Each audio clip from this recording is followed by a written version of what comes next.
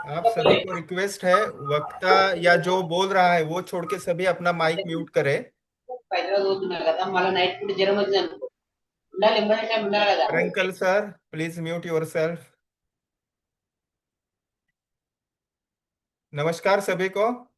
आरोग्य भारती पश्चिम महाराष्ट्र प्रांत आयोजित आयुर्वेदाभ्यसनम इस व्याख्यान श्रृंखला में आप सभी का स्वागत है। मैं डॉक्टर मनोज चौधरी।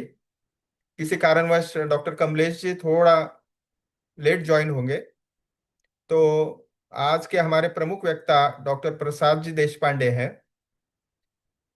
उनका व्याख्यान आज होने वाला है। उससे पहले हमारे प्रांत के अधिकारी डॉक्टर विश्राम जी लोमटे भी ज्वाइन है।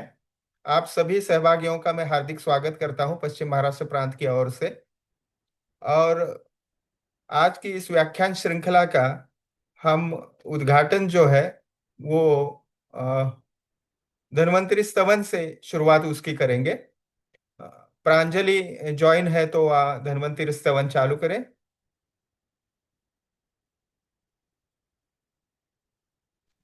Yes sir.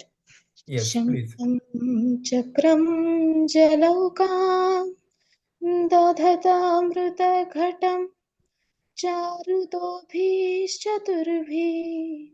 सूक्ष्मस्वच्छातिरुद्यं शुकपरिविलसन् मौलिमम्भोजनेत्रं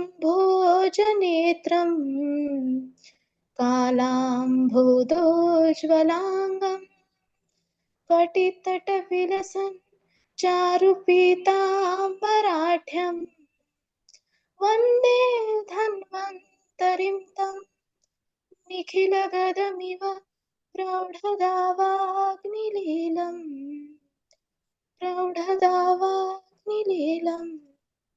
thank you sir. Thank you Pranjali.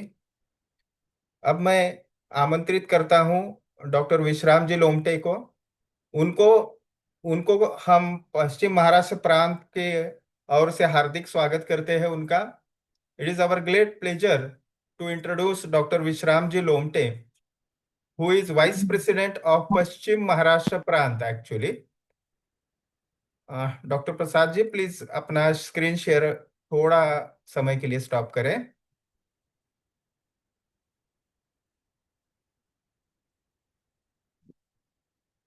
So it is our honor to introduce Dr. Vishramji Lomte, a distinguished pediatrician from Sangli, and he is also director of Lomte Nursing Home Vishrambagh. He holds an MBBS and DCS diploma in child health and a successful practitioner in Sangli district as well as the adjacent districts. Dr.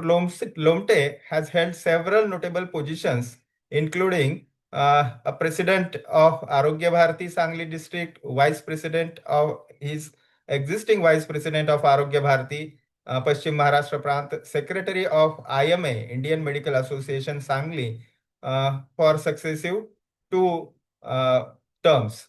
He is actively involved in health education, wellness promotion, and public awareness programs, contributing significantly to community and academic initiatives alike. We warmly welcome Dr. Vishramji and look forward to his enlightening address and valuable guidance. Dr. Vishramji, over to you, please. मैं हिंदी में मैंने बात की तो चलेगा ना? बिल्कुल और बिल्कुल बिल्कुल सर। क्योंकि हमने आरोग्य भारती की ओर से राष्ट्रीय स्तर पर तय किया है कि जो भी नेशनल कार्यक्रम होंगे, राष्ट्रीय कार्यक्रम आरोग्य भारती के होंगे, वो हमारी राष्ट्रीय भाषा में हो। इसलिए मैं कोशिश करूंगा हिंदी में बात जरूर करने जरूर। की। लेकिन मैं मराठी हूँ और जो पढ़ाई है वो इंग्लिश में हुई है, तो बीच बीच में मैं आपकी अनुमति भी चाहता हूं कि बीच में अगर कोई मराठी या इंग्लिश शब्द आए तो मुझे माफ करें और संभाल लें। आरोग्य भारती के किसी भी कार्यक्रम की शुरुआत हम तीन ओंकार से करते हैं, तो मेरे ख्याल से पहले हम तीन ओंकार करें और फिर मैं मेरा मनोगत व्यक्त करूंगा। सब आंखें बंद करें, दीर्घ श्वास लें और धीरे से ओंकार करें।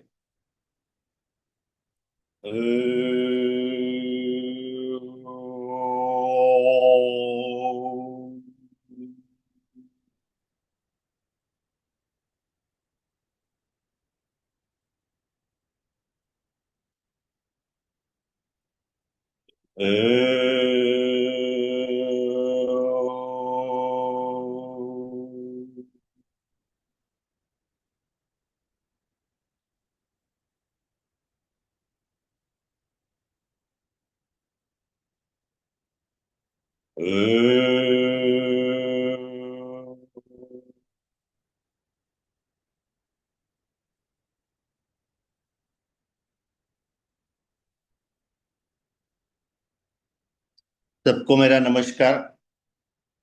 आरोग्य भारती का पदाधिकारी होने के नाते आरोग्य भारती के जो नियम है वो हिसाब से किसी भी कार्यक्रम की शुरुआत 3 ओंकार से करना जरूरी है, इसीलिए मैंने वो 3 ओंकार किए और अभी मैं मेरा मनोगत शुरू करता हूँ।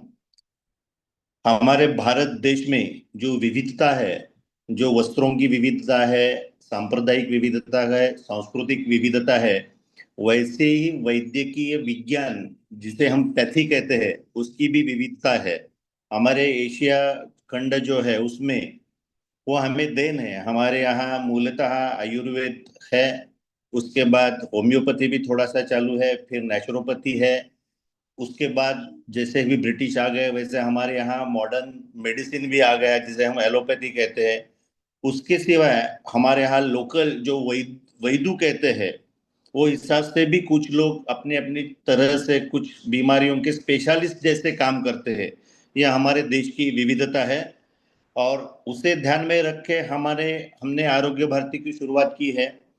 आरोग्य भारती ये देश में एकमात्र ऐसा संगठन है जिसमें आरोग्य के क्षेत्र में काम करने वाले किसी भी पैथी या कोई पैथी का डिग्री होल्डर ना हो, स्नातक ना हो, लेकिन आरोग्य के क्षेत्र में काम करता है, वो सब लोग आरोग्य भारती से जुड़ सकते हैं। और अंतिम ध्येय हमारा यह है जो हमारे लोगों में लिखा है कि स्वस्थ व्यक्ति, स्वस्थ कुटुंब, स्वस्थ ग्राम और स्वस्थ राष्ट्र। इसका मतलब ऐसा है कि कोई भी आदमी खुद स्वस्थ रहेगा तो अपने आप पूरा कुटुंब स्वस्थ होगा और कुटुंब के हर घटक एक दूसरे को स्वस्थ रहने में मदद करेंगे। जैसे कि बाहर से कोई सामान लेके आता है तो वो शुद्ध अच्छा सामान हो, घर में कोई खाना बनाता है तो वो स्वच्छ सुंदर हो, अ, उससे कुटुंब हो जाता है तो अपने गली हो जाएगी, गली के साथ साथ ग्राम हो जाएगा और हर ग्राम स्वस्थ हो जाएगा तो अपने आप अपना राष्ट्र स्वस्थ हो जाएगा। अगर कोई राष्ट्र स्वस्थ हो तो हमें भारत देश को जगत गुरु बनने में वक्त नहीं लगेगा या उस दिशा से हम हमारा मार्गक्रमण कर सकते हैं। आयुर्वेद का महत्व तो हमें सबको मालूम है। आयुर्वेद का विशेष यह है कि वो सिर्फ शारीरिक स्तर पर काम नहीं करता जैसे कि मॉडर्न मेडिसिन है। मॉडर्न मेडिसिन में शारीरिक स्तर पर और थोड़ा बहुत मानसिक स्तर पर, जिसे हम साइकोलॉजी कहते हैं, उसके स्तर पर काम करता है। उसका साइकेट्री करके अलग ब्रांच है, लेकिन आयुर्वेद में नॉर्मली ही ट्रीटमेंट जो है या जो हम उपचार करते हैं उसमें शरीर और मन का विचार तो करते ही, लेकिन उसके साथ साथ हम आत्मा या अध्यात्म का भी विचार करते हैं, जो WHO ने अभी फिलहाल उसमें इंक्लूड किया है। जैसे कि हम बोलते हैं फिजिकल, मेंटल और स्पिरिचुअल। जो आरोग्य भारती ने पहले से ही किया है कि शारीरिक, मानसिक और आध्यात्मिक या आत्मा के दृष्टिकोण से हमें ठीक रहना चाहिए तो हमारा हेल्थ अच्छा रहेगा। दूसरी बात है आरोग्य के आयुर्वेद में हम मॉडर्न मेडिसिन में या किसी और पैथी में विचार करना है तो उसी एक ऑर्गन का विचार करके उसमें ट्रीटमेंट देते हैं। लेकिन आयुर्वेद में समग्र आरोग्य जो बोलते हैं, मतलब सर से पांव तक, और फिर मैं बोलता हूँ मानसिक और आध्यात्मिक स्तर पर आरोग्य आयुर्वेद उपचार भी करता है और वो बिगड़ना बिगड़े मतलब प्रिवेंटिव ऐसा भी काम करता है। उसमें उसके साथ साथ जैसे कि नैसर्गिक चीजों के को प्रोसेस करके दवा बनाई जाती है, उसी तरह नैसर्गिक चीजें वैसे ही रॉ मटेरियल करके यूज करके भी उससे दवा में रूपांतरित करके उसका दवा के स्तर पे दवा की तरीके से उपचार कर किया जाता है। ये भी आयुर्वेद का एक पहलू है और वो महत्वपूर्ण पहलू है।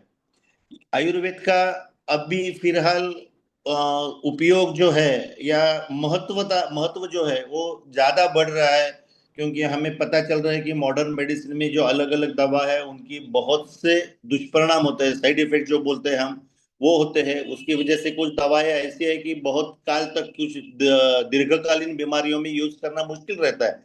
जैसे कि अगर अस्थमा है तो उसमें हमें स्टेरॉइड यूज करना है, तो बहुत दीर्घ काल तक स्टेरॉइड यूज करना मुश्किल रहता है। या कोई डायबिटीज का पेशेंट है और उसके साथ साथ उसे अस्थमा है या किसी स्किन डिसऑर्डर है कि जिसके लिए हमें स्टेरॉइड का यूज करना है, तो वो मुश्किल हो जाता है, क्योंकि स्टेरॉइड इटसेल्फ ब्लड शुगर बढ़ाता है, तो वो करना मुश्किल है।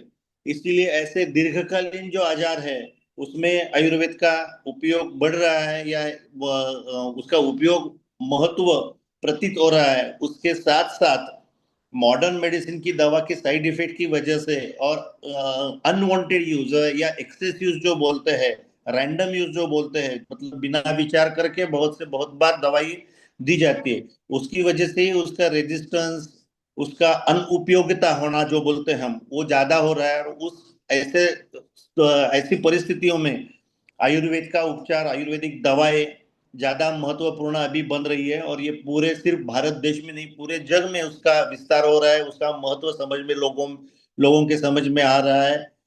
वैद्य के स्नातक जो है, उसमें जो विशेष विद्वान लोग जो है मेडिकल फील्ड में, उनको ये समझ में आ रहा है और उसका उपयोग बढ़ रहा है।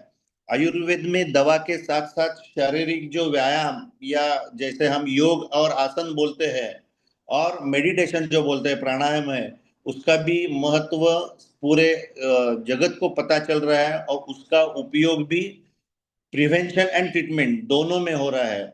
और उसका एक एक अतिशय महत्वपूर्ण उदाहरण है, वो मॉडर्न मेडिसिन के बुक्स में, मेडिसिन के सर्जरी के बुक में योगा और प्राणायाम का उल्लेख हो रहा है। और उसमें नीचे लिखा रहता है, जैसे कि अभी मैंने अस्थमा है तो yoga, use yoga and meditation under the expert guide, ऐसा लिख के मॉडर्न मेडिसिन के बुक में आ रहा है। वो तरीके से आपको, मतलब हमें हम पता चल रहा है कि आयुर्वेद का महत्व कैसे बढ़ रहा है। जैसे मैंने बताया कि आरोग्य भारती का जो लोगो है उसमें लिखा है कि स्वस्थ व्यक्ति। आयुर्वेद का भी वो आयाम है, या मैं बोलता हूँ कि उद्दिष्ट है कि हर व्यक्ति स्वस्थ हो। और जो स्वस्थ व्यक्ति लिखा है वो हिसाब से स्वस्थ स्वास्थ्य, ऐसा भी हमारे आरोग्य भारती का एक आयाम है। उसमें हम यही कहते हैं कि हर व्यक्ति को स्वस्थ होना चाहिए। और स्वस्थ होने के लिए हर बार ऐसा नहीं है कि हमें दवा ही लेना चाहिए। हमें हमारा जो जीवन शैली है, डेज का शेड्यूल जो है, रोज का शेड्यूल जो रहता है, दिनचर्या जो रहती है, वो स्वस्थ जीवन शैली की तरीके से हमें जीना चाहिए। जैसे कि सादे सादे उदाहरण है, हमें पुराने दिनों से भी पता है कि हमें सुबह जल्दी उठना चाहिए, ब्रह्म मुहूर्त जिसे बोलते हैं, ब्रह्म मुहूर्त में उठना चाहिए। अभी आजकल की दिनचर्या ऐसी हो गई कि हमारे पास बिजली उपलब्ध हो गई है, बिजली उपलब्ध होने की वजह से टीवी, मोबाइल, ये चीजें उपलब्ध हो रही है। तो हम काम में काम करके थक के जब घर घर आते हैं, तो हम सीरियल्स देखते हैं, मूवीज देखते हैं, न्यूज देखते हैं। अभी क्रिकेट जैसे खेल, फुटबॉल जैसे खेल भी रात को चलते हैं। मतलब अभी आपने देखा T20 हो या वनडे के मैचेस हो, वो दोपहर 2 या 2, 3, 4, 5, 6 बजे शुरू हो जाते हैं और रात को 12 बजे तक, 12 बजे खत्म हो जाते हैं। और वो हम लोग या तरुण पीढ़ी सब वो देखते बैठती है। ये सब हमारे स्वस्थ जीवन शैली के खिलाफ है। हमारे जीवन शैली हमारे स्वास्थ्य पे अपाय करने वाली चीजें हैं। तो हमें जल्दी उठना चाहिए। उठते वक्त राइट साइड पे होना चाहिए। लेफ्ट साइड पे हम ज्यादा सोएंगे तो हमारे हृदय पे प्रेशर आ जाएगा, दबाव बढ़ जाएगा, उससे ब्लड प्रेशर बढ़ जाएगा, हृदय की बीमारी बढ़ जाएगी। हमें उठने के बाद 2 मिनट शांत बैठना चाहिए, दीर्घ श्वास लेना चाहिए, दीर्घ श्वास छोड़ना चाहिए। हमारे जो हाथ है, वो दोनों हाथों पे हमारे पूरे बॉडी के नर्व पॉइंट्स होते हैं, उसको रब करना, एक दूसरे के ऊपर ऐसा घिसना है और हमारे पूरे चेहरे से फिराना। ये छोटी छोटी चीजें हैं। सुबह उठने के बाद आपके जो प्रिय व्यक्ति है घर में, आप उनको पास ले लीजिए, या हगिंग जो बोलते हैं, मीठी मारना, वो कर लीजिए। उससे भावनात्मक लगाव जो है वो बढ़ता है। हमारे मॉडर्न मेडिसिन में हम स्किन टू स्किन टच बोलते हैं। स्किन टू स्किन टच होने की वजह से हमारी जो भावना है, एक दूसरे से लगाव है, और एक दूसरे का एश्योरेंस जो बोलते हैं, हमें लगता है हाँ ये मेरे साथ है, मेरे पास है। ये जो भावना है बढ़ने की वजह से हमारा मानसिक संतुलन ठीक रहता है। या हम दिन में जो चलते हैं, काम करते हैं, उसमें कुछ वक्त ऐसा हो कि हमें जो पंच महाभूत बोलते हैं हम, पृथ्वी, वायु, अग्नि, ये सब, तो आकाश, ये इसके संपर्क में रहना चाहिए। जैसे कि हमें फिरना है घर में, आजकल हम लोग स्लीपर, घर में भी स्लीपर पहन के घूमते हैं, तो थोड़ी देर स्लीपर ना पहने या रबर की स्लीपर ना पहने, जमीन पे चले, मिट्टी में चले, गवत पे चले। ऐसा करने से अर्थिंग जो बोलते हैं वो अर्थिंग हो जाता है, उससे हमारे शरीर में जो ऊर्जा है वो बैलेंस हो जाती है। ऐसा है जो ये जो स्व स्वास्थ्य बोलते हैं, वो ठीक होने के छोटे छोटे उपाय है, वो उपाय हमें करना चाहिए, वो हिसाब से चलना चाहिए। आयुर्वेद का महत्व बढ़ रहा है। मैं फिर एक बार आयुर्वेद के सब स्नातकों को विनंती करूंगा कि आयुर्वेद की में अभ्यास करके उसका डॉक्यूमेंटेशन और रिकॉर्डिंग ये थोड़ा सा कम है, उसी ओर ध्यान देंगे तो वैज्ञानिक या अधिष्ठान जो बोलते हैं उसको अच्छा अधिष्ठान मिलेगा, और पूरे दुनिया में हम आयुर्वेद स्थापित करने में हमें मदद हो जाएगी। धन्यवाद। भारत माता की जय। धन्यवाद Lomte sir. Am I audible? या sure.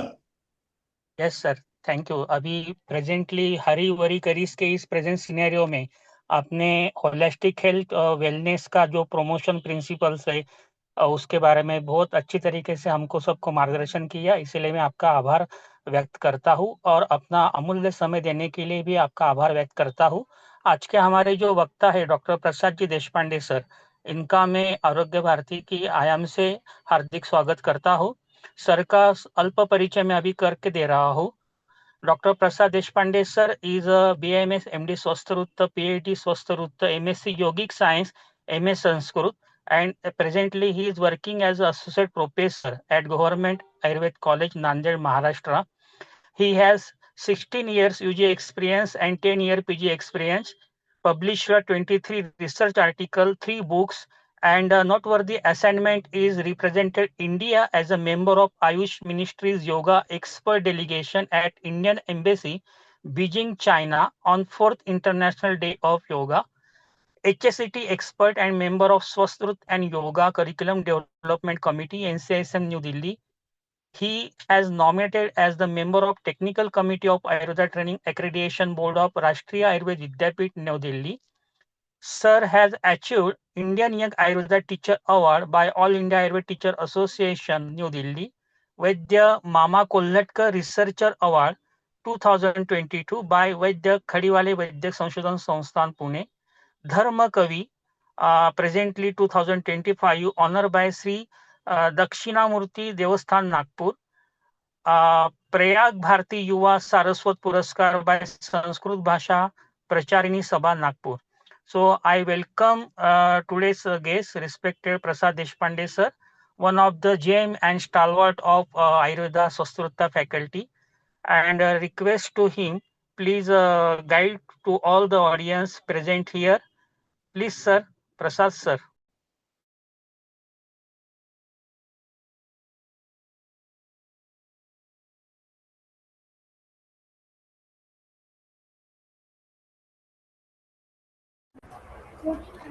Yes, I have shared my screen. So please let me know whether it is visible to you all or not.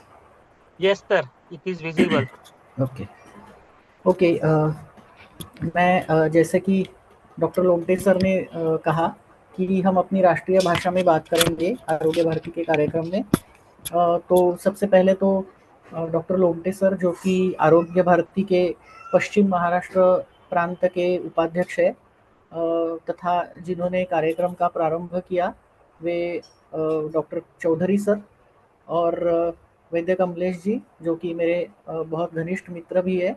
इन तीनों को सबसे पहले साधुवाद देता हूँ, अभिवादन करता हूँ और इस आयुर्वेदाभ्यसनम कार्यक्रम में उपस्थित सभी प्रतिभागियों को और सहभागियों को मैं सबसे पहले अभिवादन करता हूँ।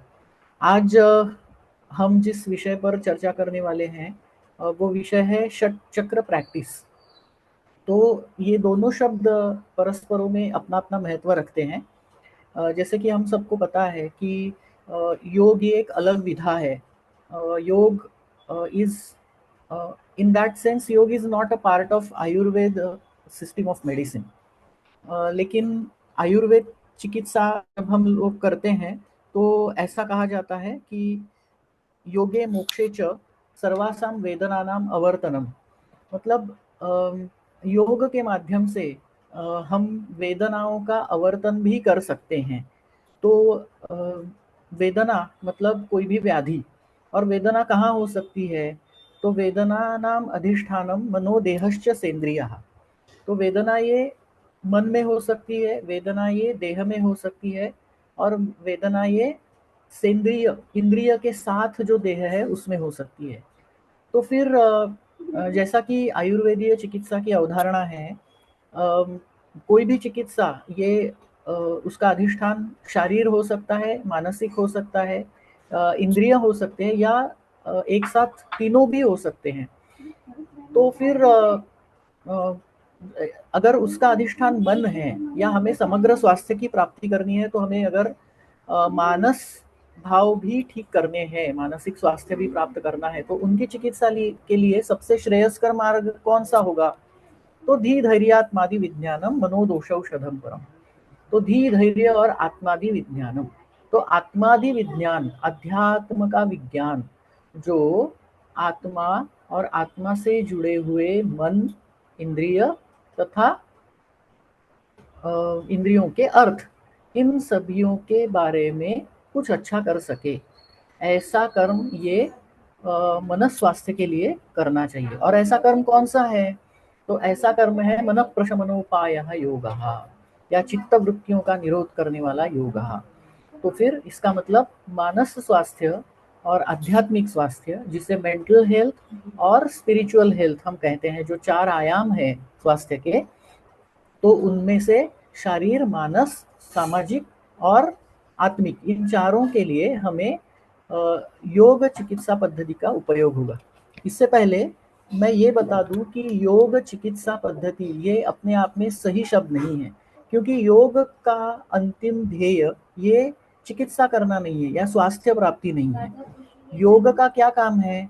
तो योग का काम है कि योग के द्वारा हम मोक्ष प्राप्ति करें।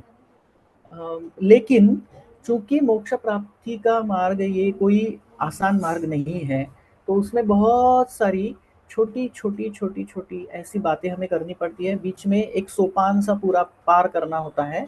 तो उस मार्ग में चलते समय, उस मार्गक्रमण करते समय बीच में कुछ आनुषंगिक फल मिलते हैं, जिसे हम बाय प्रोडक्ट कहें। तो वो आनुषंगिक फल मतलब स्वास्थ्य लाभ है। मतलब आप योग मार्ग का अनुसरण अगर कर रहे हो, तो बीच बीच में आपको एक आनुषंगिक फायदे कुछ होंगे, उनमें से एक स्वास्थ्य लाभ ये है। तो इसलिए योग चिकित्सा ये भी एक बीच वाला पड़ाव है, ना कि वो अंतिम ध्येय है। तो जैसे कि मैंने शुरुआत में कहा था कि षट चक्र और प्रैक्टिस ये दोनों अलग अलग आयाम रखने वाले शब्द है। तो षट चक्र ये एक अलग संकल्पना है, और उस संकल्पना के आधार पर षट चक्रों का उपयोजन करना, जिसे हम एप्लीकेशन कहते हैं, समग्र स्वास्थ्य के लिए ये एक थोड़ा अलग आयाम है। तो जैसे कि हम लोग जानते हैं कि षट चक्र इसका नाम है, तो ये शरीर में स्थित, शरीर मतलब, अब मैं शरीर का मतलब सिर्फ नॉट मियरली द बॉडी, तो शरीर मतलब मनोदेहश्च सेंद्रियः देहः। तो मन और देह और इंद्रियों के साथ और आत्मा के साथ जो देह है उसकी बात यहाँ से आगे करने वाले हैं, जब हम शरीर कहने वाले हैं। तो इस शरीर में ऐसे एनर्जी सेंटर्स होते हैं, ऐसे ऊर्जात्मक केंद्र होते हैं, और चूंकि इसका नाम ही हमें इंगित करता है षट चक्र, तो इसका मतलब ये 6 होते हैं। आगे हम देखेंगे कि ये मात्र 6 नहीं होते, इनके अलावा एक 7वां चक्र भी होता है, लेकिन मुख्य रूप से षट चक्रों की ही प्रैक्टिस की जा सकती है। 7वें चक्र की भौतिक स्वरूप में कोई चिकित्सात्मक प्रैक्टिस नहीं की जा सकती, वो एक आत्मिक स्तर पर की जाने वाली उपयोजना है। तो उसके बारे में आगे चर्चा करेंगे। लेकिन ये जो शब्द है या इसका जो मूलतः जो वर्णन आया है, वो वर्णन षट चक्र निरूपणम नाम का एक ग्रंथ है, उस ग्रंथ में आया है। और साथ ही साथ गरुड़ पुराण, जो अष्टादश पुराण है, आप लोगों ने शायद उनके नाम सुने होंगे। वैसे तो काफ़ी पुराण हैं, 100 से ज़्यादा, 108 पुराण है, कोई कहते हैं 1000 पुराण भी है, छोटे छोटे उप पुराण भी है, लेकिन मुख्य स्वरूप से 18 पुराण है। मद्वयम भद्वयम चैव व्रत्रयम व चतुष्टयम अनापलिंग पुस्तानि पुराणानि प्रचक्षते। तो ये जो उनमें से गरुड़ पुराण नामक जो पुराण है, उसमें षट चक्रों का काफ़ी विस्तृत वर्णन हमें देखने को मिलता है।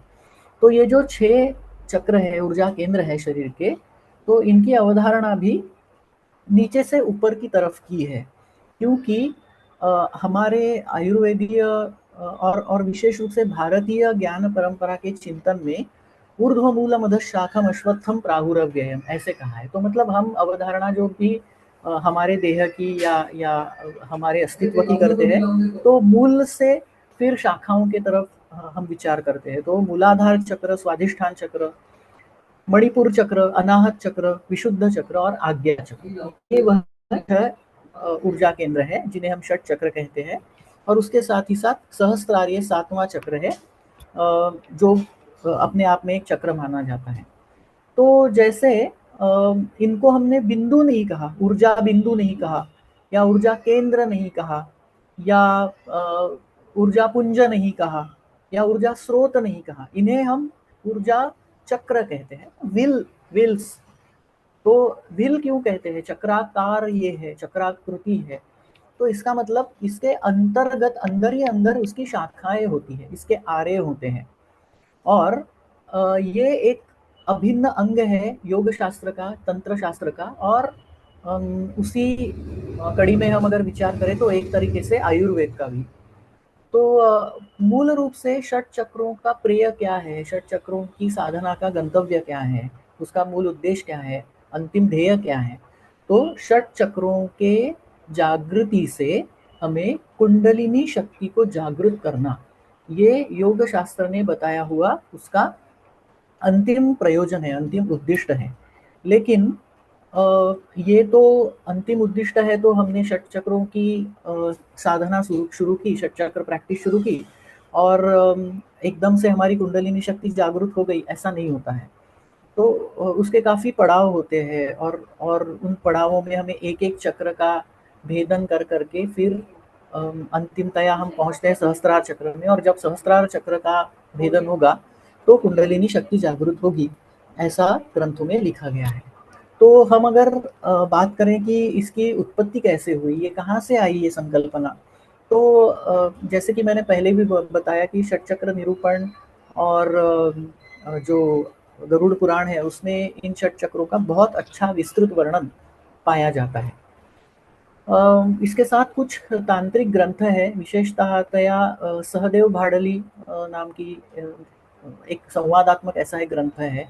तो सहदेव और उनकी बहन भाडली ऐसे कहते हैं, तो उनका एक तांत्रिक स्वरूप का संवाद है भाई बहनों का, तो उसमें इसका उल्लेख आता है।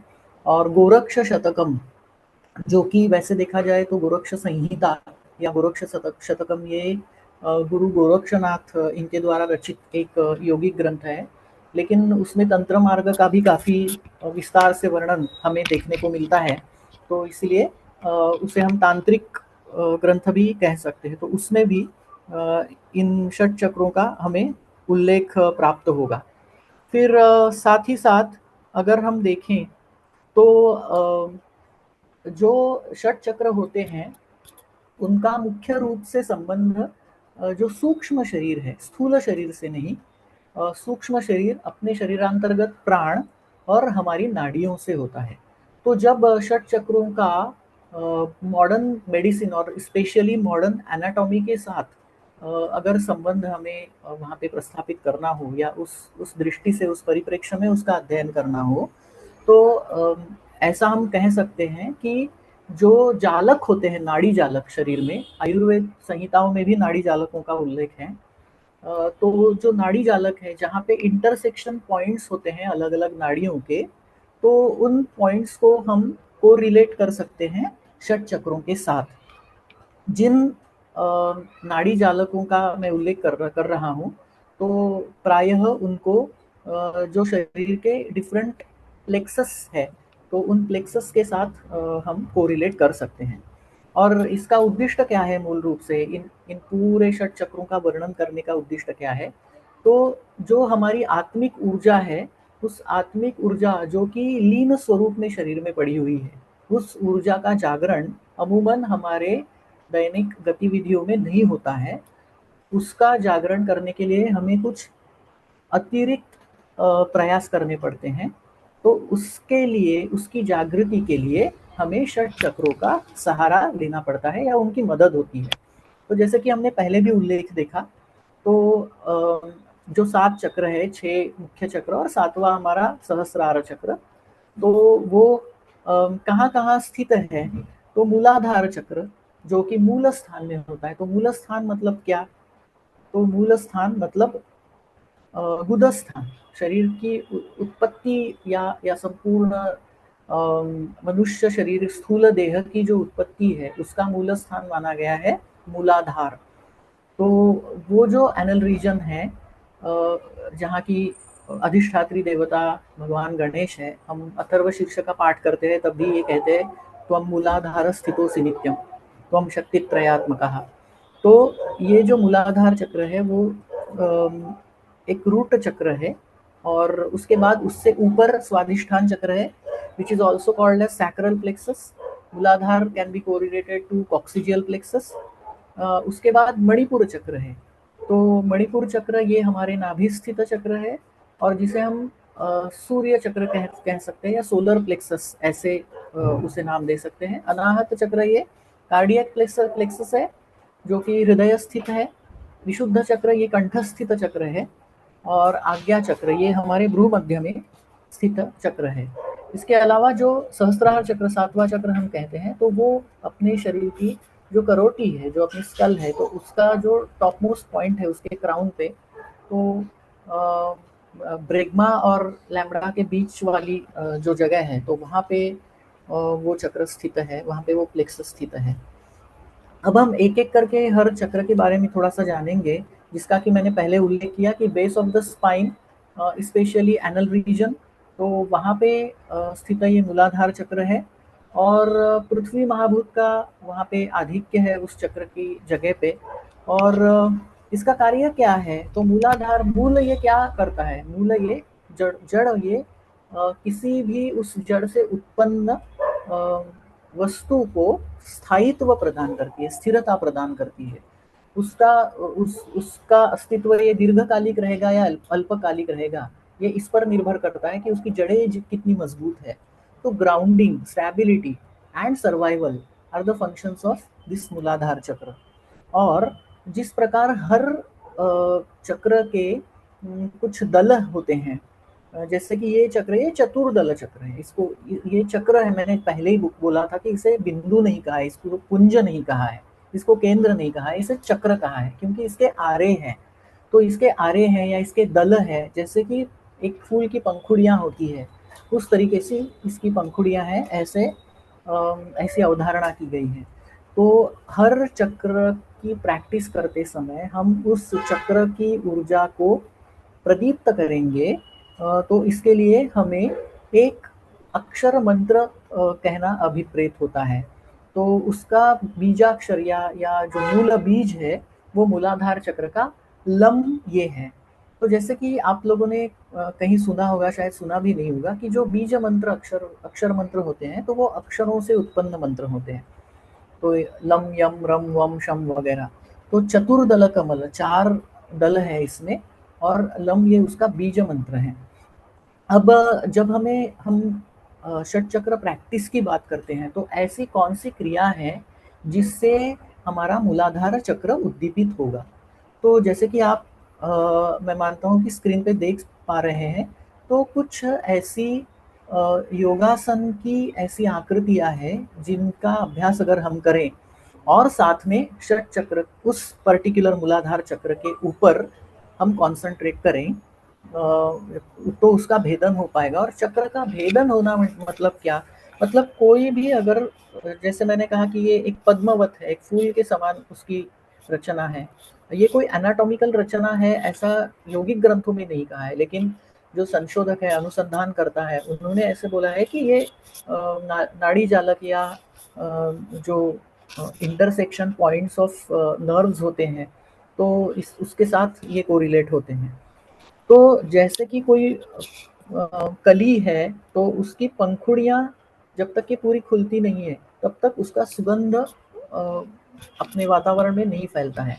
तो उसी प्रकार आपको अगर इसकी ऊर्जा का प्रदीपन करना हो तो उसके लिए उन पंखुड़ियों को हमें खोलना पड़ेगा, तो उसे कहते हैं चक्र भेदन।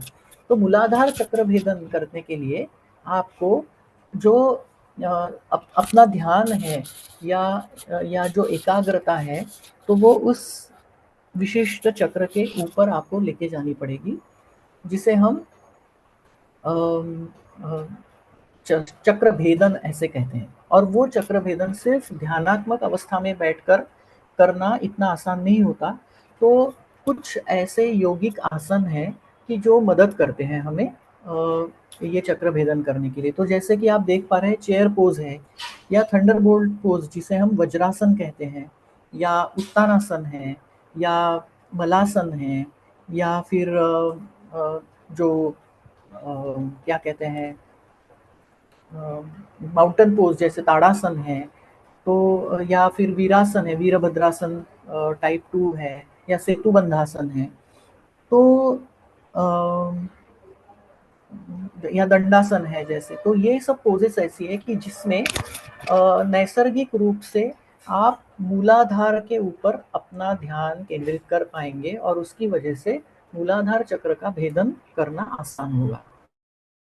दूसरा चक्र है स्वादिष्ठान चक्र। स्वादिष्ठान चक्र लोअर एब्डोमेन में है और ग्रंथों में इसे सीवनी ये इसका स्थान कहा गया है। मतलब एनल रीजन के बाद जब जेनेटालिया है, तो एनल रीजन और जेनेटालिया के बीच में जो सेवनी है, जो नेचुरल सूचर लाइक स्ट्रक्चर है, तो वहाँ पे स्वादिष्ठान चक्र स्थित है और जल महाभूत का यहाँ पर आधिक्य है। तो ये एक सृजनशीलता या आनंद या भावनात्मक प्रवाह का एक प्रतीक है ये चक्र, और उससे संबंधित जो भी शिकायतें हैं तो वो उससे दूर हो पाएंगे। और जैसे कि मैंने पहले भी बोला था, हर चक्र का अपना एक बीजाक्षर है, तो इसका वम ये बीजाक्षर है, तो यम वम। आप जैसे कि स्क्रीन पर भी देख पा रहे हैं, तो ये स्वादिष्ठान चक्र ये षडदल कमल है, मतलब इसको 6 पंखुड़ियां हैं ऐसे अवधारणा की गई है। और स्वादिष्ठान चक्र की जो चक्र भेदन की क्रिया है, तो हम उसके ऊपर कैसे एकाग्र होंगे, तो कुछ ऐसे आसन हैं जैसे कि वीरभद्रासन प्रकार 1 है, या पश्चिमोत्तानासन है, या फिर जो बद्धकोणासन है वो है, या फिर जिसे हम कहते हैं भद्रासन, तो वो है, या उग्रासन है, या त्रिकोणासन है। तो ये कुछ ऐसे आसन हैं कि जिसमें नैसर्गिक रीति से हमें स्वादिष्ठान चक्र के ऊपर ध्यान केंद्रित करना और उसका भेदन करना आसान होता है। उसके बाद थोड़ा सा ऊपर आए तो मणिपुर चक्र, जो कि नाभि स्थित है, और ऐसे कहा है कि नाभिस्थ प्राण पवन है। तो सबसे ज्यादा प्राण, सबसे ज्यादा एनर्जी, सबसे ज्यादा ऊर्जा का स्थल ये मणिपुर चक्र है। और चूंकि हर एक पैथी के कुछ अलग अलग संकल्पनाएं होती है, लेकिन कुछ चीजें ऐसी होती है कि जो सभी पैथियों में जगन्मान्य होती है। तो मनुष्य का जो जीवन है, जो बच्चा जन्म को आएगा, तो वो उसकी सबसे पहले जीवन की गति उसमें संचारित होती है उसके नाभि के द्वारा, है ना। जब अजन्मा बच्चा होता है तो वो कैसे जीता है, तो वो कोई खाने से नहीं जीता है, या वो कोई उस तरीके से उसके लंग्स तो कोलैप्स होते हैं, वो जन्म के बाद पहली बार खुलते हैं। तो तब तक उसकी जो जीवन की गति है वो कैसे चलती है, तो वो नाभि स्थित वो अम्बिलिकल कॉर्ड के द्वारा चलती है। तो नाभि ये उसके प्राण का स्रोत है, सबसे प्रारंभिक स्रोत है। तो इसमें अग्नि तत्व का महाभूत, अग्नि तत्व का आधिक्य हमें देखने को मिलता है। उसके बाद जो भी शक्ति है, जो भी आत्मविश्वास है, ऊर्जा है, तो वो मनुष्य मणिपुर चक्र के भेदन के द्वारा प्राप्त कर पाएगा। जैसे कि हमने बीज मंत्र देखे, तो यम लम और लम वम और रम, तो ये जो मणिपुर चक्र है तो उसका बीजाक्षर रम है। तो जैसे षट चक्र भेदन करना है तो हम जैसे कि आप स्क्रीन पर देख पा रहे हैं तो उन योगासनों का अध्ययन करते हुए अपने मनस चक्षुओं से मणिपुर चक्र के ऊपर ध्यान देंगे और जैसे कि हम ओंकार करते हैं वैसे हम इस रम रम रम इस तरीके से बीज मंत्र का बारंबार बार बार जप करेंगे तो उस चक्र को भेदने में हमें सहाय मिलेगा। तो जैसे कि ये जो अंजनेयासन है या जो हमारा पवन मुक्तासन है या श्वानासन है, अधोमुख श्वानासन है या त्रिकोणासन है या धनुरासन है या नौकासन है, तो ऐसे इन आसनों की अगर हम परिशीलन करेंगे आसनों का तो उसके साथ साथ मणिपुर चक्र की साधना करने में हमें आसानी होगी। उसके बाद थोड़ा सा ऊपर आएंगे तो वहाँ पे बीज मंत्र है यम, मतलब लम वम रम और यम। ये नीचे से चौथा चक्र है जो कि हृत कमल स्थित है। और चूंकि इससे पहले वाला हमने मणिपुर चक्र देखा वो दशदल पद्म है, वहाँ पे 10 पद्म है, वैसे अनाहत चक्र ये आप देख पा रहे हैं ये षोडश दल पद्म है, 16 वहाँ पे पंखुड़ियाँ हैं उस चक्र की। तो उसके मतलब एक्सटर्नल उसके जो टेंटिकल्स है ऐसे हम कह सकते हैं वो 16 है और वहाँ पे वायु महाभूत का आधिक्य है और प्रेम करुणा और जो साहचर्य की भावना होती है तो वो अनाहत चक्र उसके ऊपर शासन करता है, मतलब अनाहत चक्र गवर्न करता है उसे। और इस चक्र के भेदन से हम जो कार्डियक हेल्थ है तो उसे प्रमोट करने में सक्षम होते हैं। तो इस चक्र के भेदन के लिए हमें क्या करना चाहिए? तो इस चक्र की साधना के लिए हमारे लिए उपयुक्त है उष्ट्रासन की पोज या फिर भुजंगासन या सेतुबंधासन या सेतुबंध सर्वांगासन, मत्स्यासन, पश्चिमोत्तानासन, उत्थित सुप्तबद्ध कोणासन, अर्ध मत्स्येंद्रासन। ये कुछ ऐसे आसन हैं कि आप इन आसनों में रह के फिर अपना ध्यान अपने हृदय स्थित अनाहत चक्र के ऊपर केंद्रित करें और साथ में इसका बीज मंत्र जो है उसका जाप करें, यम यम यम यम, इस प्रकार से। उसके बाद आता है विशुद्ध चक्र। विशुद्ध चक्र ये कंठस्थित चक्र है।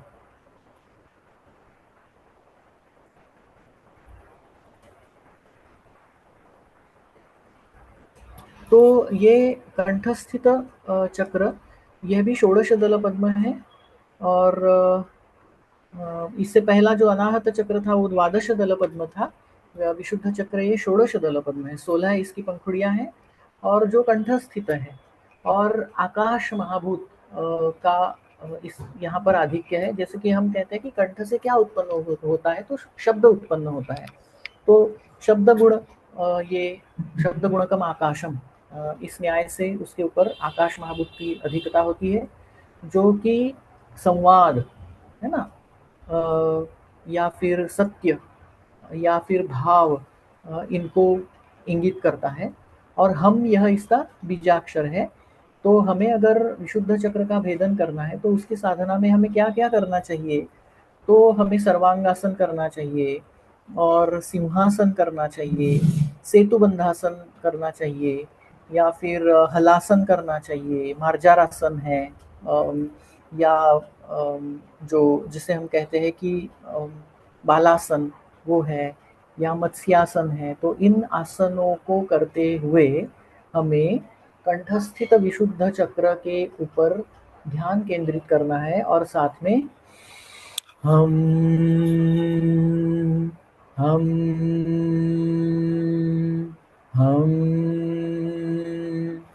इस तरीके से इस बीज मंत्र का हमें अध्ययन करना है। एक बात ये है कि बहुत बार तो हम ये फिजिकली जो प्रकट रूप से इस मंत्र का जाप कर सकते हैं, लेकिन कुछ कुछ योगासन ऐसे हैं कि जिसमें हमें दिक्कत होती है कोई भी शब्द उत्पन्न करने में। जैसे उदाहरण के लिए यहाँ पे सर्वांगासन है, तो सर्वांगासन में जालंधर बंध लगाने के लिए बताया है, और जालंधर बंध में क्या होगा, तो वो इंटरलॉकिंग होगा, जिटिस्टर्नम और चिन इन दोनों के बीच में इंटरलॉकिंग करना है, और उस समय जालंधर बंध की अवस्था में कोई भी शब्द उत्पन्न कर पाना आसान नहीं होता, उससे दिक्कत भी हो सकती है। तो इसलिए इस अवस्था में हमें उसका आंतरिक जाप करना अभिप्रेत है। तो जब भौतिक रूप से हम वो जाप कर सके तब भौतिक रूप से, और आंतरिक रूप से करना है तो आंतरिक रूप से। जैसे कि मत्स्यासन की भी अवस्था में हम उसका जाप करने में इतने आसानी से समर्थ नहीं होते, तो उस समय हमें आंतरिक रूप से उसका जाप करना है। उसके बाद है आज्ञा चक्र। आज्ञा चक्र ये षट चक्रों में सबसे अंतिम चक्र है, हालांकि उसके बाद सहस्त्रार चक्र भी आता है। तो आज्ञा चक्र ये द्विदल पद्म है, जहाँ पे सिर्फ 2 ही पंखुड़ियां हैं उसकी, एक्सटर्नल टेंटिकल, और वो भ्रू मध्य में है। दोनों अपनी जो भौहें हैं उनके बीच में जहाँ पे हम बिंदी लगाते हैं या कोई भी गंध लगाते हैं या टीका लगाते हैं, तो उस स्थान को आज्ञा चक्र कहा है। तो आज्ञा चक्र ये अंतः प्रेरणा का प्रतीक है, या धारणा अवधारणाओं का प्रतीक है, जागृति का प्रतीक है। तो इसका जो बीजाक्षर है, बीज मंत्र है, वो ओंकार है। तो हम जब आज्ञा चक्र का भेदन करेंगे तो ओंकार नाद के साथ हम ध्रुव मध्य के ऊपर ध्यान केंद्रित करते हैं। तो अमूमन आप लोगों ने ये सुना होगा, पढ़ा होगा, शायद प्रैक्टिस भी करते होंगे कि जो भी ध्यान है या ध्यान के अलग अलग प्रकार है, तो उन प्रकारों को हम ओंकार के साथ करते हैं।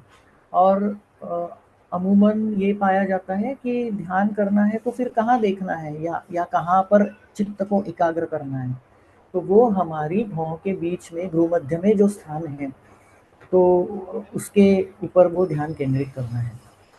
तो ये स्थान मूल रूप से है ही ऐसा कि जो हमारी लिम्बिक सिस्टम है, तो उसको उद्दीपित करने वाला स्थान है। इसीलिए आज्ञा चक्र का भेदन अगर कोई कर पाया तो उस व्यक्ति को आधि या व्याधि दोनों से छुटकारा प्राप्त होता है। ऐसे वर्णन आपको ग्रंथों में देखने को मिलेगा। फिर इसका जो बीज मंत्र है, जैसे कि मैंने पहले भी कहा कि ये द्विदल पद्म है, तो 2 ही है इसको पद्म दल या पंखुड़ियाँ, और इसका ओंकार ये मंत्र है। तो इसका जो रंग है, हर एक चक्र के जो इमेजिनरी रंग है वो भी अलग अलग बताए हैं। तो जैसे इंडिगो कलर जो है, जामुनी कलर, ये इसका रंग बताया है।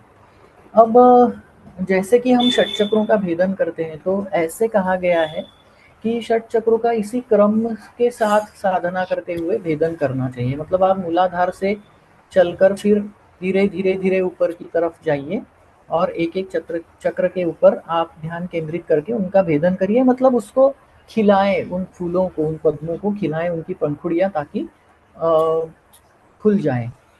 तो उससे क्या होगा, तो उससे जो हमारी वाम नाड़ी है, जो कि जिसे इड़ा कहते हैं,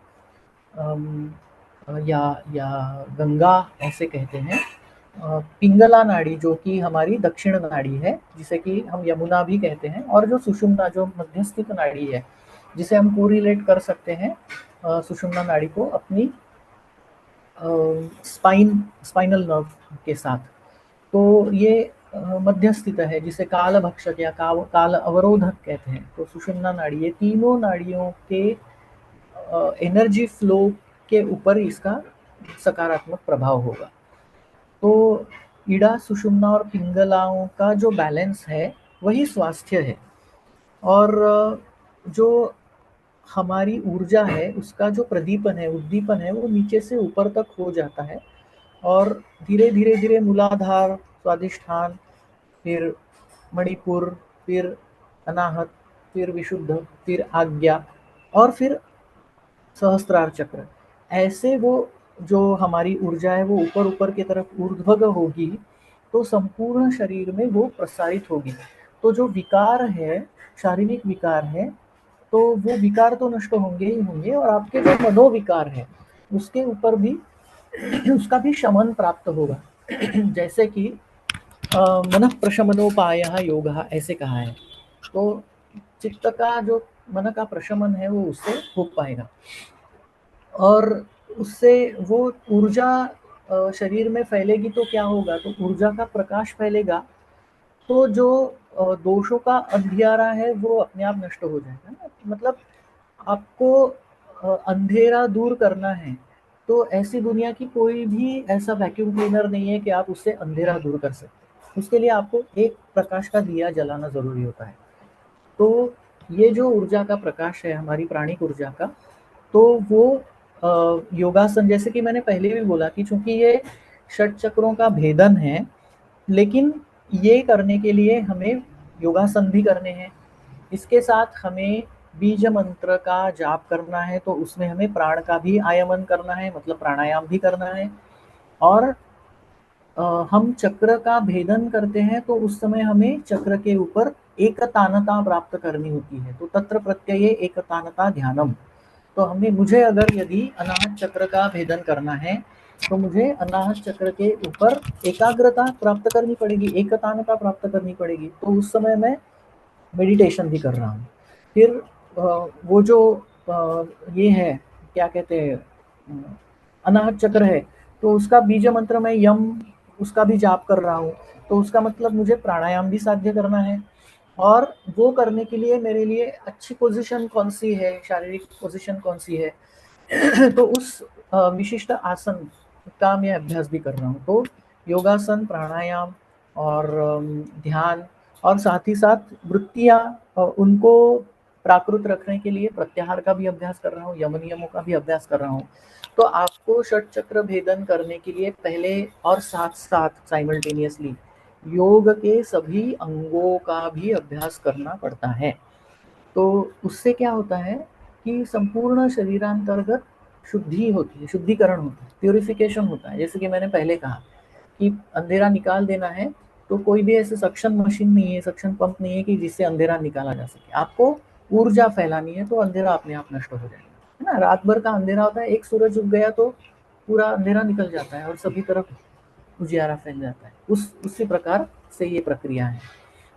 अब षट चक्रों की हम प्रैक्टिस करेंगे तो क्या होगा, तो ऊर्जा प्रद है, शरीर की ऊर्जा बढ़ेगी। ऊर्जा बढ़ेगी मतलब हर एक बॉडी सिस्टम की जो फंक्शनैलिटी है उसकी क्वालिटी इंप्रूव होगी, और उसमें होम्योस्टैसिस, जैसे जिसे हम इक्विलिब्रियम कहते हैं, वो संतुलन साध्य करने में मदद मिलेगी।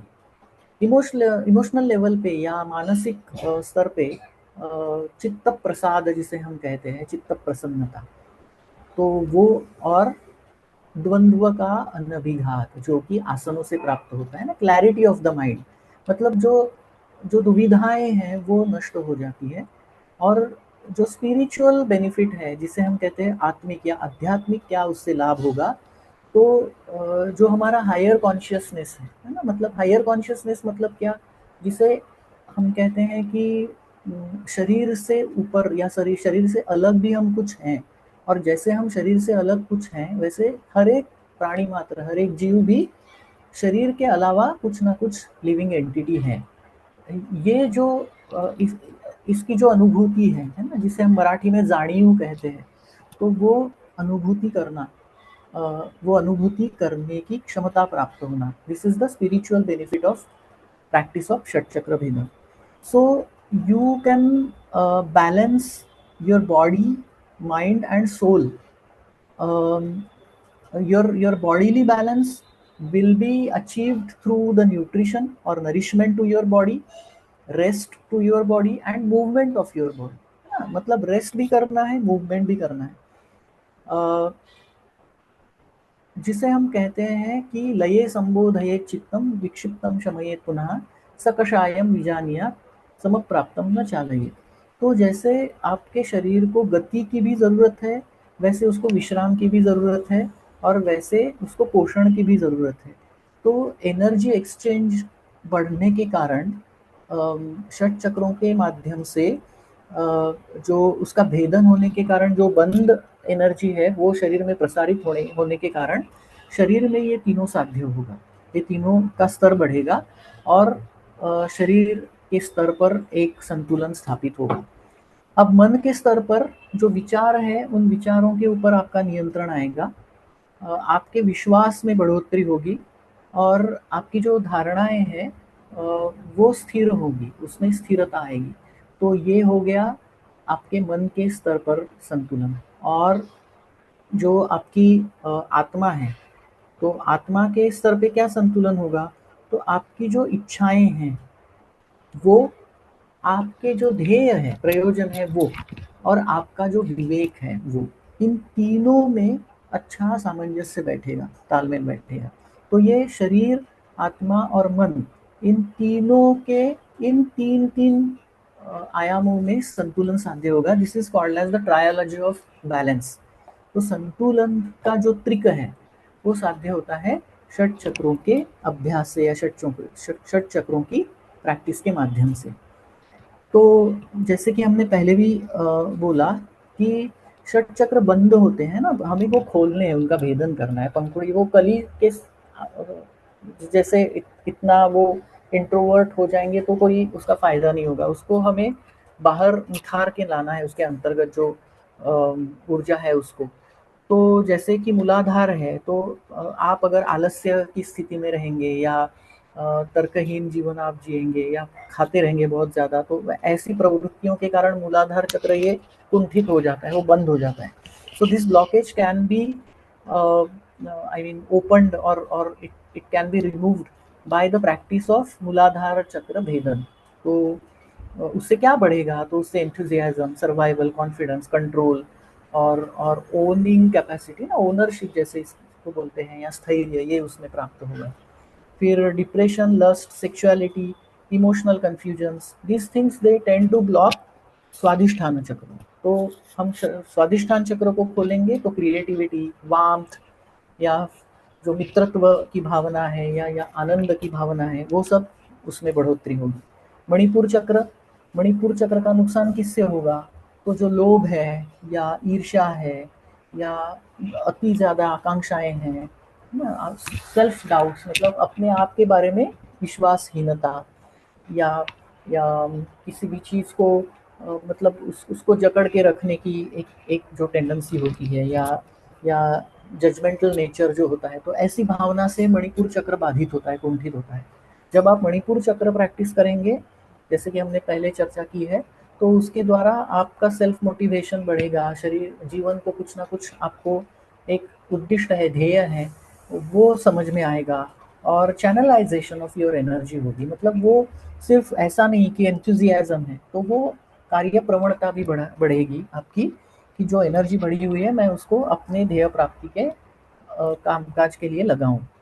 उसके बाद हृदयस्थ जो अनाहत चक्र है, तो वो द्वेष के कारण या डर के कारण या मैनिपुलेशंस के कारण वो बाधित होता है अनाहत चक्र। वो कुंठा दूर करनी है तो आपको अनाहत चक्र का भेदन करना पड़ेगा, और उससे प्रेम की भावना, करुणा की भावना, और जनरॉसिटी है आपकी, या सेल्फ एक्सेप्टेंस है, जो भी स्थितियां हैं उनको स्वीकारने की आपकी प्रवृत्ति है, वो उससे बढ़ेगी।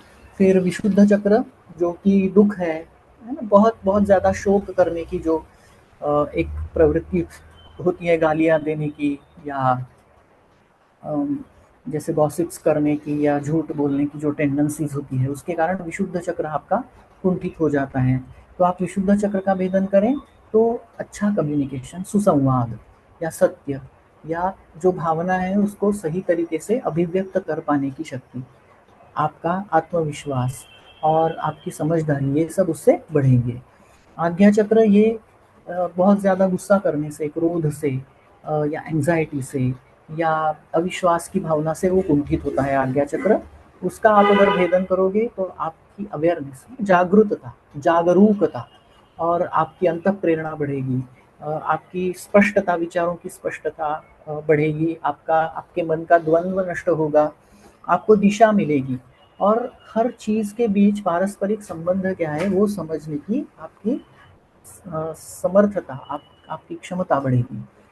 और जो सहस्रार चक्र है तो वो अहंकार की वजह से, और जिसे हम कहते हैं संग, है ना, तो योगस्थ कुरु कर्माणि संगम त्यक्त्वा धनंजय, ऐसे भगवान ने कहा। तो सबसे पहले संग त्याग करना है ना, जो चीज कर रहे हैं वो चीज करनी चाहिए कर्तव्य भावना से, लेकिन उसमें अटक के नहीं पड़ना है। So this attachment ultimately brings about all the sorrows. तो ये जो अहम और संग है, उनके कारण आपका सहस्त्रार चक्र, ये जो जिसे हम सहस्त्रार, उसका नाम ही है, जिसको आरे जिसके सहस्त्र है, विच हैज 1000 स्पोक्स और 1000 पेटल्स, तो वो कुंठित हो जाता है। तो हम अगर सहस्त्रार चक्र का भेदन करेंगे, जो कि अगर 6 के 6 चक्रों का भेदन होगा तो ही संभव है, तो उससे आपको एक तरीके की आनंदानुभूति होगी, आध्यात्मिकता और एम्पथी यानी करुणा या मुदिता, दूसरों के प्रति सहवेदना, और जो वैश्विक ऐक्य है, या जो एनलाइटमेंट हम कहते हैं कि जिससे उस व्यक्ति को आत्मबोध होता है, जो जो एकदम शुद्ध विशुद्ध आनंद होता है, उसकी अनुभूति आपको सहस्रार चक्र के भेदन से प्राप्त होगी। ये करने के लिए हमें क्या करना पड़ेगा, जैसे कि मैंने बोला कि आपको चक्र भेदन करना है तो आपको आसन प्राणायाम इनका भी अभ्यास करना पड़ेगा। षट क्रियाओं से पहले शरीर शुद्धि भी करनी पड़ेगी, और मंत्रों के उच्चारण के लिए उस चक्र का भेदन करना है तो उसका विजुअलाइजेशन करके मनः चक्षुओं से, और आपको वो चैंटिंग करना पड़ेगा मंत्रों का, और नीचे से ऊपर की तरफ उसके ऊपर आपको एकाग्रता एकतानता आपको एस्टैब्लिश करनी पड़ेगी। और अल्टीमेटली दैनिक जीवन में, मतलब हम योगाभ्यास कर रहे हैं तब तो हम बहुत ही ज़्यादा सिंसियर हैं, लेकिन हमारे दैनिक गतिविधियों में, हमारे रोज़मर्रा के जीवन में हम बैलेंस नहीं हैं, हम संतुलित नहीं हैं, तो उसका जो अपेक्षित परिणाम है वो हमें नहीं मिलेगा। तो ये जो इंटीग्रेशन है कि हम योगाभ्यास करते समय जिस मानसिकता में हैं, तो डेली एक्टिविटीज़ में, रूटीन में भी हम उसी मानसिकता में जिए। ये 5 ऐसे पड़ाव हैं जो कि बहुत ज़्यादा ज़रूरी है इस प्रैक्टिस के लिए। लेकिन षट चक्र भेदन करने के लिए आप किसी योग जानने वाले व्यक्ति के पर्यवेक्षण में ये योगाभ्यास करें। और ऐसा नहीं होता कि हमें एनर्जी चाहिए तो हम ज़ोर ज़बरदस्ती से उन चक्रों से वो एनर्जी चैनल्स खुलवाएं और जल्दी से निकालें, ऐसा नहीं होता। इसके लिए योगाभ्यास में क्या करना होता है, योगाभ्यास में योगमेवाभ्यसेत प्राज्ञः यथाशक्ति निरंतरम, तो अपनी शक्ति के हिसाब से, लेकिन बिल्कुल खंडित ना होने देते हुए धीरे धीरे धीरे वो प्रैक्टिस हमें करनी है। और ये करते समय अगर हमें शारीरिक स्वास्थ्य से संबंधित कोई अगर समस्याएं उत्पन्न हो रही है, ऐसे दिखाई पड़े, तो उसके तज्ञ मार्गदर्शनों से हमें ज़रूर परामर्श लेना चाहिए। ताकि ऐसा होता है कि हमारा अभ्यास सही दिशा में नहीं हो रहा होता, या जैसा करना चाहिए उस प्रकार से नहीं हो रहा होता, तो उसके कुछ हमें एडवर्स इफ़ेक्ट्स दिख सकते हैं। तो वो समय रहते हमें किसी विशेषज्ञ के द्वारा उसका करेक्शन करना ज़रूरी होता है।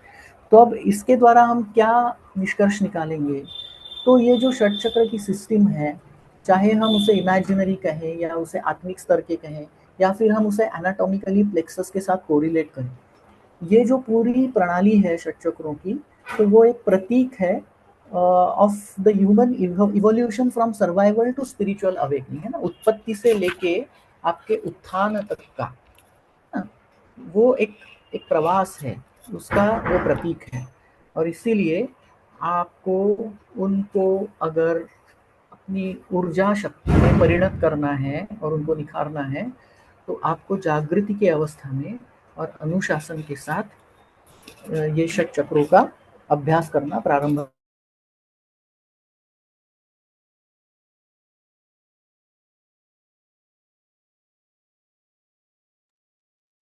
हेलो सर, प्रसाद सर।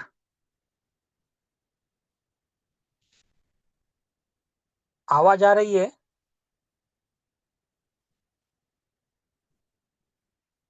हेलो।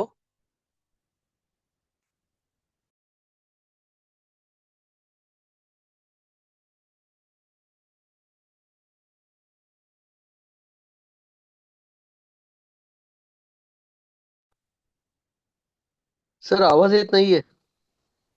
एक मिनिट हा सर, आता येतोय का? हो आता येतोय. ऍक्च्युली झालं काय, मी लॅपटॉप जॉईन केलं होतं, पण माझं आता घरी लाईट गेले अचानक, तर ते वायफाय बंद झालं. हॅलो. हा ओके सर. हो. ठीक आहे सर. तर मी कन्क्लुजनच्या स्लाइडवरच होतो आणि 6:57 झालेली आहेत. तो इस षट चक्रों के अभ्यास के लिए, इसके अध्ययन के लिए हमें सबसे पहली कुंजी है कि हम कहीं ना कहीं से आरंभ करें। तो इसके साथ ही ये जो रेफरेंसेस है JAIMS या EJPS, उपनिषद, हठयोग प्रदीपिका, कुछ ग्रंथ हैं, षट चक्र निरूपण, गरुड़ पुराण, इन सभी संदर्भों के प्रति अपनी आभार की भावना अभिव्यक्त करते हुए मैं सभी लोगों को बहुत धैर्यपूर्वक सुनने के लिए धन्यवाद ज्ञापित करता हूँ।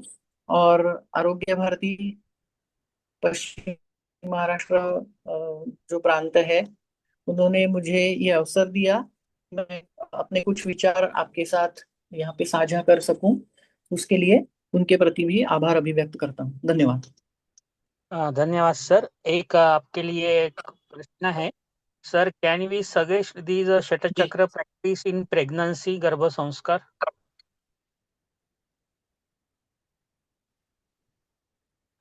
हेलो. यस, जो गर्भ संस्कार, जी जी, आवाज आ रही है मेरी? हाँ सर, आ रही है.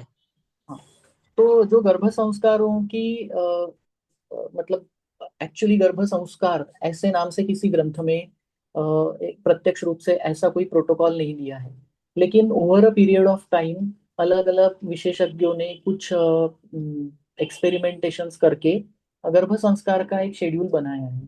तो षट चक्रों का भेदन एक एक विशिष्ट लिमिट तक गर्भ संस्कारों में इनकॉर्पोरेट किया जा सकता है।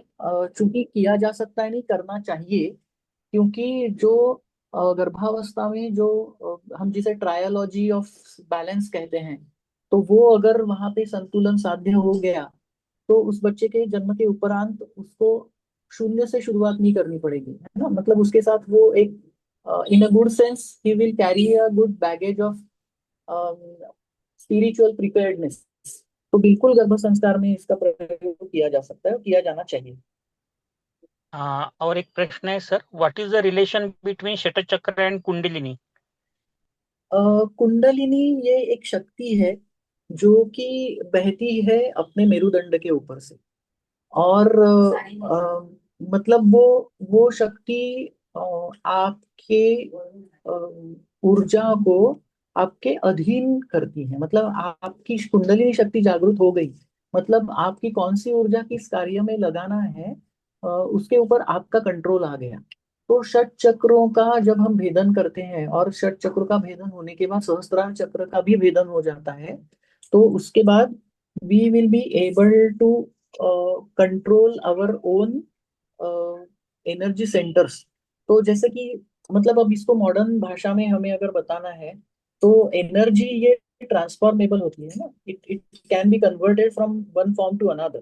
तो वो जो एनर्जी ट्रांसफॉर्मेशन करने का की जो की होती है, वो अपने हाथ लग जाती है।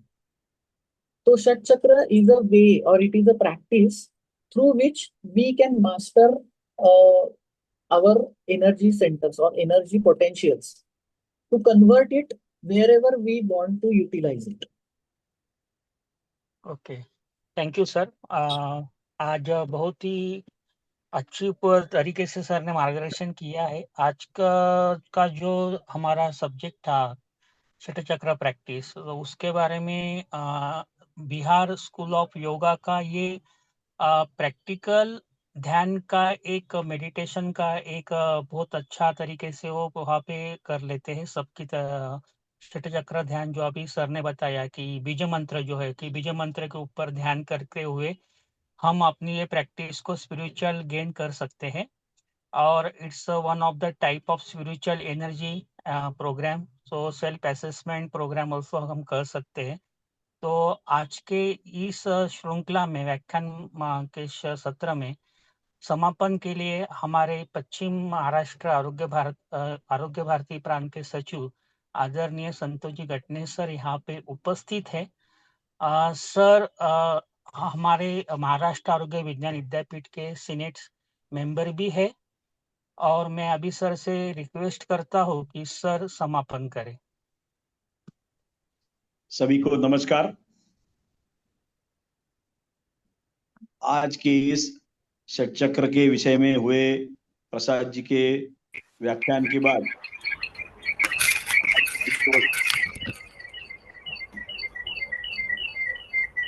यह समझ जाए कि योग का उपयोग चिकित्सा में भी अवश्य होता है। योग शास्त्र या आयुर्वेद शास्त्र अपने यहाँ की जो ज्ञान परंपरा के अभिन्न अंग है, तो अपनी सारी ज्ञान की जो भी परंपरा है वो अपौरुषेय है, सनातन है, जिसका एक निर्माता नहीं है। फिर भी यह ज्ञान की परंपरा अक्षुण्ण रूप से गंगा या सरस्वती की धारा की जैसी बह रही है। हम सभी को यह अभिमान होना चाहिए, गर्व होना चाहिए कि इस परंपरा के हम एक अंग है। हम इसके अंग है, यह सिद्ध करने का हम सभी को अवसर प्राप्त है। हम आयुर्वेद के विद्यार्थी है, इसकी दृष्टि, इसी कारण हम इसके अंग है। इस सारे ज्ञान का उपयोग हम अपने स्वयं के लिए करें, यही आरोग्य भारती का काम है। पेशेंट के लिए, रुग्णों के लिए यह काम हम करेंगे, उसके लिए हम सबको कुछ न कुछ आर्थिक दृष्टि से प्राप्ति होने वाली है।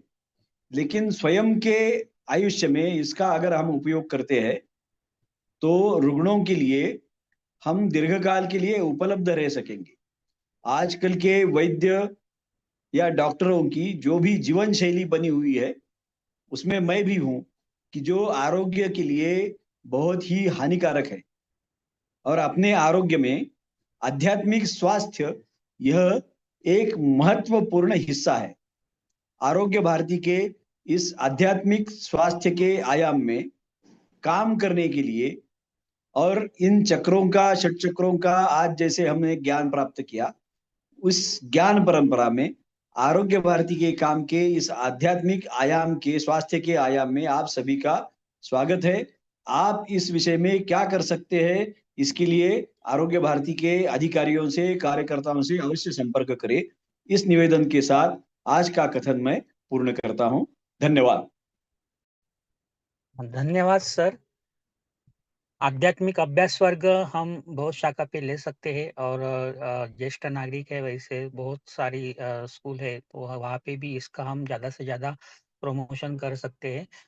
आज यहाँ पे उपस्थित सर्व मान्यवर, सर्व UG, PG, intern students, PhD scholar, कुछ प्रैक्टिशनर, कुछ फैकल्टीज स्वस्थ से जो जुड़े हुए हैं, और आज के हमारे जो इनाग्रेशन सेरेमनी के लिए जो अतिथि थे, डॉक्टर विश्राम लोमटे सर, आदरणीय मनोज चौधरी सर, हमारे धन्वंतरी स्तवन की स्टूडेंट्स प्रांजलि, और यहाँ पे उपस्थित हमारे पदाधिकारी आदरणीय गटने सर, मैं इनका सबका आभार मानता हूँ। और आज के प्रमुख वक्ता डॉक्टर प्रसाद जी देशपांडे, जो उन्होंने हमारे लिए अमूल्य कीमती समय दिया, उनका भी मैं आभार मानता हूँ। और यहाँ पे आज का सत्र खत्म हुआ है, ऐसे मैं डिक्लेयर करता हूँ। धन्यवाद।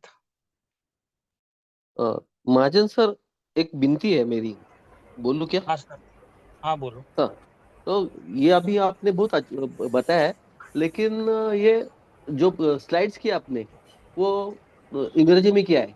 फॉर एग्जांपल अभी ये मणिपुर चक्र का आपने रम बोला है, और इंग्लिश में लिखा तो RAM, यानी राम भी हो सकता है, रैम भी होता है।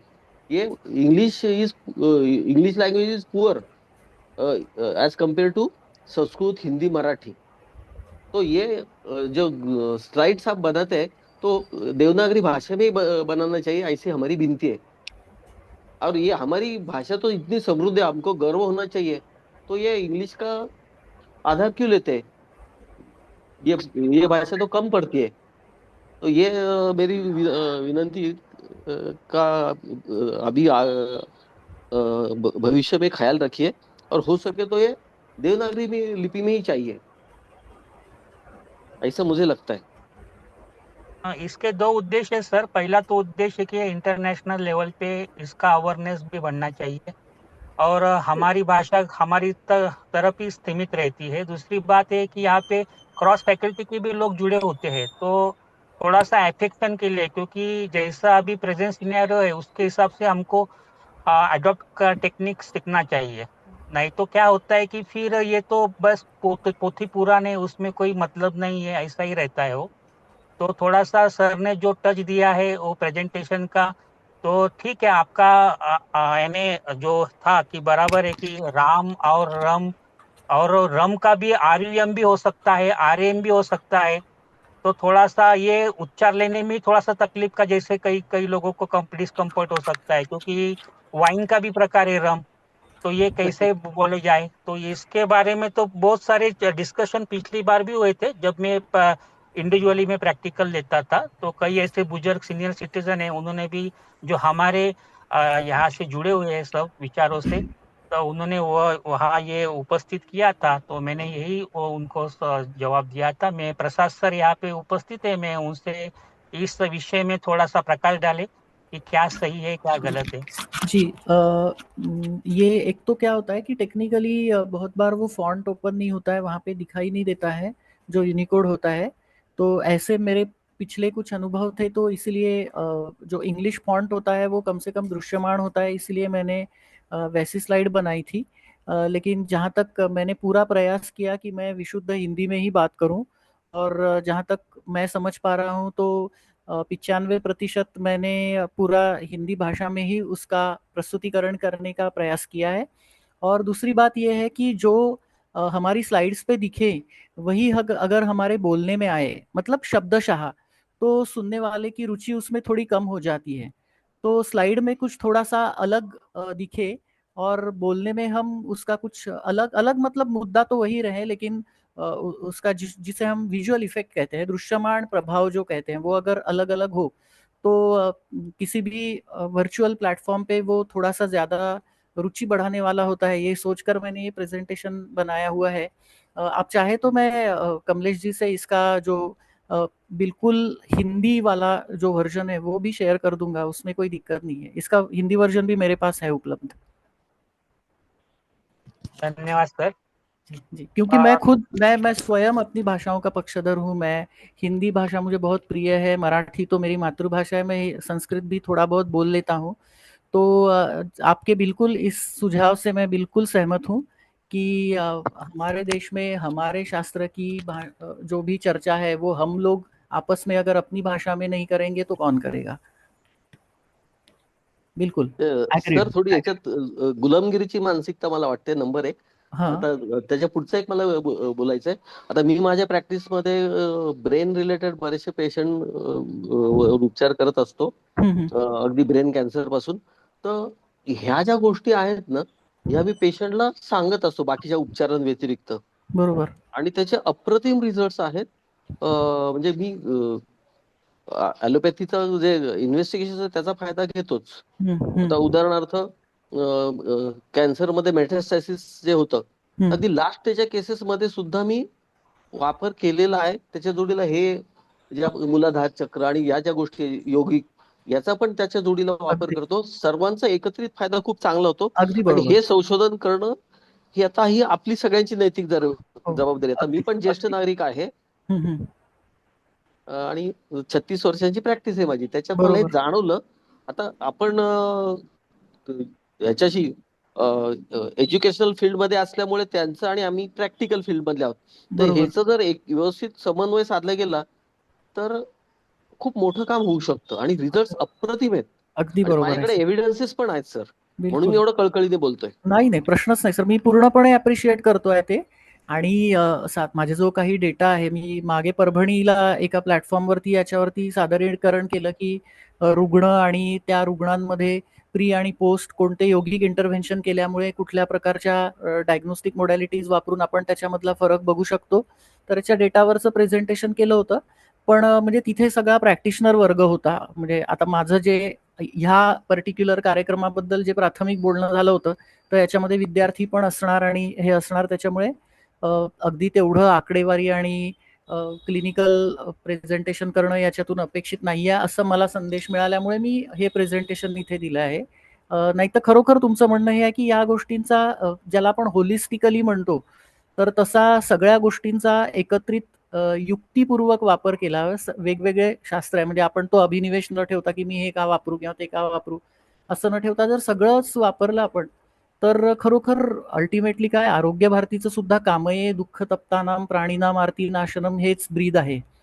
तर तेच अल्टिमेटली साध्य करणं हाच उपयोग आहे, म्हणजे हाच उद्देश आहे आपला. तर तेव्हा ते सफल होईल. अगदी बिलकुल सर, म्हणजे तुमच्याकडे असा डेटाही जर का असेल तर म्हणजे आहेच. मी तुम्हाला असं म्हणजे विनंती करेन की तुम्ही चांगल्या जर्नल्समध्ये वगैरे जर का ते पब्लिश केलं तर त्याचं रीच वाढेल, म्हणजे विद्यार्थ्यांना किंवा रादर अकॅडमिक फील्डमधल्याही लोकांना एव्हिडन्स बेस्ड गोष्टी वाचायला मिळाल्या तर त्यांचं पण त्याप्रती इन्क्लिनेशन वाढेल, थोडा कल वाढेल की आपण हे प्रॅक्टिसमध्ये करून बघूया म्हणून.